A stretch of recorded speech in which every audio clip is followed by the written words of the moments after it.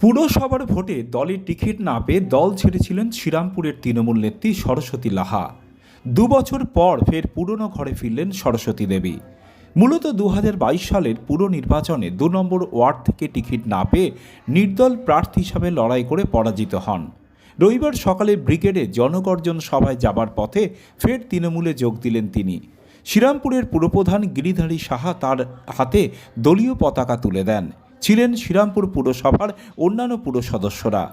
সরস্বতী লাহার দাবি, মমতা ব্যানার্জি হলো মা দুর্গা, তার মায়া মমতায় আমরা মুগ্ধ, তাই ফের পুরনো ঘরে ফিরতে পেরে খুশি। মমতা